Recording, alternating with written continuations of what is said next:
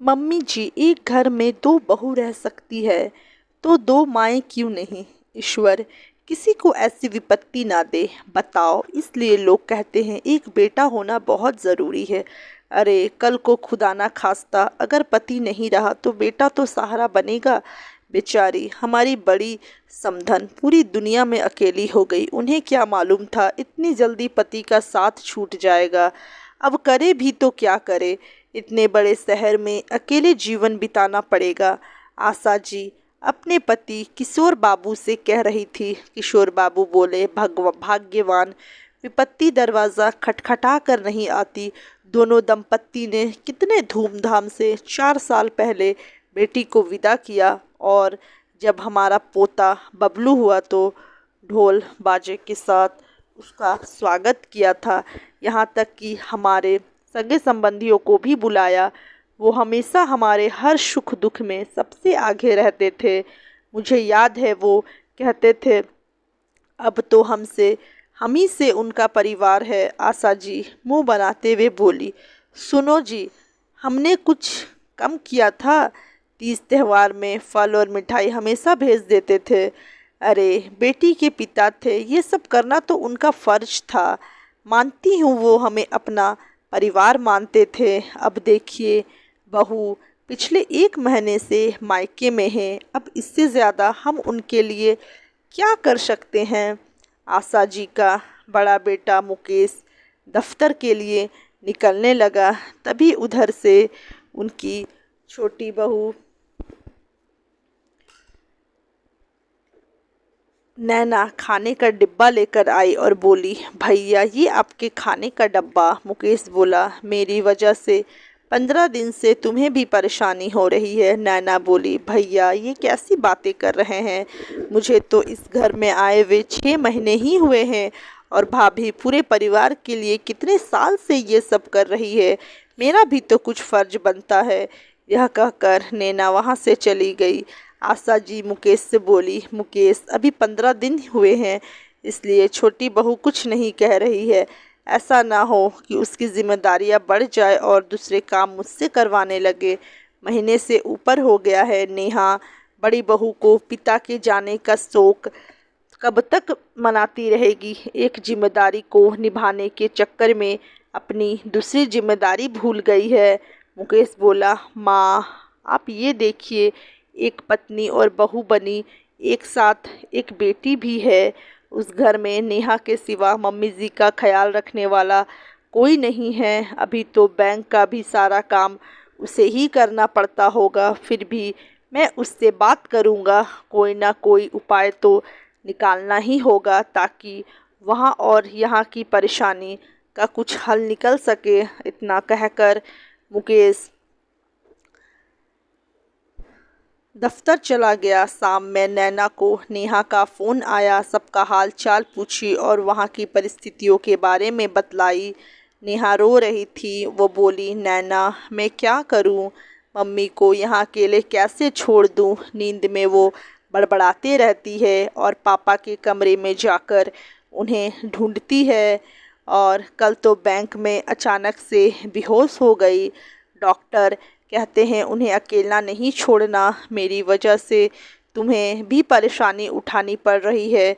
मुझे समझ में नहीं आ रहा है मैं कौन सी जिम्मेदारी निभाऊं। नैना बोली, भाभी हम पत्नी होने के साथ एक बेटी भी है। मेरी तो माँ नहीं है, पर मैं आपका दर्द समझ सकती हूँ। भाभी कल भैया और मम्मी जी की बातें मैं सुन रही थी तो मेरे मन में एक ख्याल आया। आप अगर सही समझे तो मैं एक सुझाव दूँ जिससे कि दोनों जगह की परेशानियाँ ख़त्म हो जाएगी। नेहा बोली, हाँ हाँ नैना बताओ ना, हो सकता है तुम्हारे सुझाव से सबकी परेशानी ख़त्म हो जाए। नैना बोली, आप आपने सोचिए, एक घर में अगर दो बेटे हैं, अलग अलग परिवार से हैं, वो बहू लाते हैं, फिर मिलजुल कर एक ही घर में रहते हैं। परिस्थितिवश अगर बहू की माँ भी बेटी के साथ रहे तो क्या दिक्कत है। जब एक घर में दो बहू रह सकती है तो दो माएँ क्यों नहीं रह सकती है। एक पल को नेहा रुक गई और फिर बोली, तुम्हारी सोच बहुत अच्छी है। काश कि समाज में सबकी सोच ऐसी हो पाती। यहाँ ऐसे नियम बना रखे हैं जो बस बेटी और उनके माता पिताओं के लिए है, पर मुझे कुछ ना कुछ तो निर्णय लेना ही होगा। मैं माँ को इस हालत में यहाँ अकेले तो नहीं छोड़ सकती हूँ। वहाँ नेहा परेशान, इधर मुकेश परेशान था। रात के खाने के लिए मुकेश ने मना कर दिया। जब सब खाना खा रहे थे तो आशा जी बोली, बड़ी बहू को अपनी माँ की पड़ी है, पति की रत्ती भर भी चिंता नहीं है। नैना खाना परोसते हुए बोली, मम्मी जी, छोटा मुंह बड़ी बात हो जाएगी।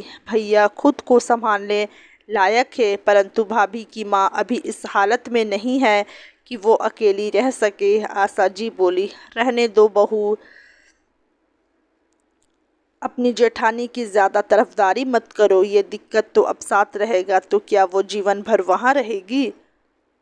माँ की आवाज़ सुनकर मुकेश आया और बोला, आप ये क्यों सोच रही है कि मैं भी परेशानियों के कारण खाना नहीं खाया? अरे मुझे भूख नहीं थी। ठीक है, आपकी खुशी के लिए एक रोटी खा लेता हूँ। आशा जी बोली, बेटा बहू लाई थी कि वो तुम्हारी चिंता करेगी, पर उसे तो अपनी माँ की चिंता से फुर्सत नहीं है। फिर तुम्हारी चिंता वो क्या ही करेगी? नैना बोली, मम्मी जी, जब आप अलग अलग घरों से बहू ला सकती है तो परिस्थितिवश बहू की माँ को क्यों नहीं ला सकती है? आशा जी बोली, छोटी बहू क्या कह रही हो? सोच समझ कर बोलो। नैना मुकेश से बोली, भैया एक बार सोच कर देखिए, भाभी की माँ को देखने वाला अब इस दुनिया में कोई नहीं है। हम दोनों अलग अलग घर के होते हुए भी एक घर में रह सकते हैं, तो भाभी की माँ और मम्मी जी एक घर में क्यों नहीं रह सकती? जबकि लड़की की माँ दामाद को बेटे से कम नहीं मानती। उस हिसाब से तो आपका भी फर्ज बनता है कि आप अपनी जिम्मेदारी निभाए। किशोर बाबू बोले, मुकेश छोटी बाबू कह तो सही रही है। अरे हमारे 2 बेटे हैं।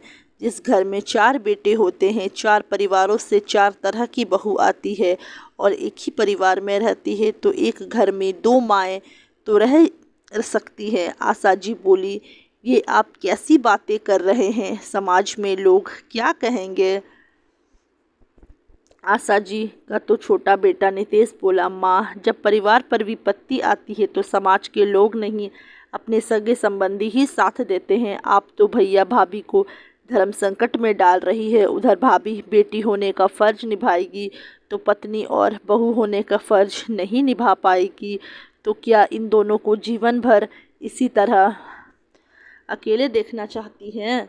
किशोर बाबू ने आशा जी को समझाया कि परिस्थिति ऐसी हो गई है कि हमें ये कदम उठाना ही पड़ेगा, वरना हमारे बेटे का पारिवारिक जीवन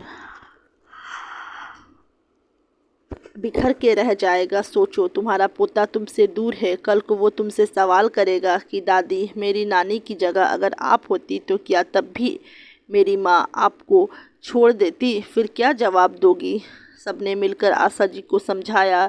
नैना आशा जी सबने मिलकर आशा जी को समझाया। नैना आशा जी के पास आकर बोली, मम्मी जी, ईश्वर कभी किसी औरत को ऐसे दोराहे पर लाकर ना रखे। आप एक संबंधी नहीं, औरत होकर सोचिए कि उनके मन पर क्या बीत रही होगी। कोई नहीं है दुनिया में जिसकी तरफ उम्मीद भरी नज़रों से वो देख सके। अगले दिन आशा जी मुकेश को बोली, बहुत दिन हुए बहू मायके में रह ली, अब तो कागजात और बैंक के काम भी ख़त्म हो चुके होंगे। मेरे पोते का स्कूल भी छूट रहा है। ऐसा करो, जाओ मेरे पोते बहू के साथ मेरी समधन को भी लेकर आओ। अब मेरे पोते को नानी और दादी दोनों का प्यार एक ही घर में मिलेगा। मुकेश ये सुनकर बहुत खुश हुआ और फ़ोन करके तुरंत नेहा को सारी बात बताया। नेहा की माँ ने आने से मना कर दिया। फिर आशा जी ने फ़ोन करके उन्हें समझाया और बोली, अगर अपनी बेटी की गृहस्थी बसाने में उसकी मदद करना चाहती है तो आप यहाँ आकर रहिए। हम दोनों मिलकर इस परिवार को अपने अनुभवों से चलाएंगे। नितेश ने उनके रहने की व्यवस्था ऊपर वाले कमरे में की, ताकि थोड़ी दूरी भी बनी रहे और रिश्ते की मर्यादा भी भंग ना हो। नेहा माँ और सास दोनों के प्रति अपना फर्ज निभाती,